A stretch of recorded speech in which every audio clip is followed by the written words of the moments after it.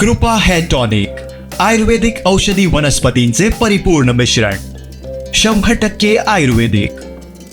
मालवण देऊळवाडा येथील रामेश्वर मंदिरात रामनवमी उत्सव साजरा करण्यात आला. पाहुयात.